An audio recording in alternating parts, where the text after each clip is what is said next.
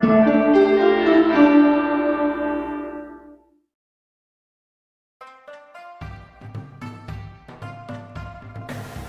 guys, it's Donald here. It's Suzanne again. Okay, one more time. You lost your voice. Hey guys, it's Donald here. It's Suzanne. Today we're going to show you step by step how to make a Chinese New Year arrangement. Coming up. Hey Suzanne, tell me what is the traditional color, also what is the appropriate flowers to use for Chinese arrangement, because some of the audience in here or some of the viewer in here, maybe they never made a Chinese New Year arrangement. So what can you give us some information? Well, I like to use red and gold just because they're nice and bright, and then I always accent with a bit of yellow because it ties in with the gold color.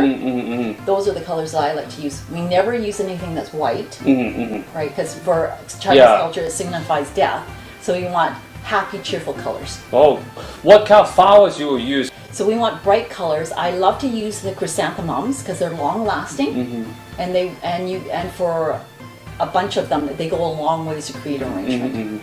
Now on, we're going to show you how to do. I'm going to do one arrangement, and Suzanne is going to do one arrangement. Show you how to using different flower, different way of doing Chinese New Year arrangement. Are you ready?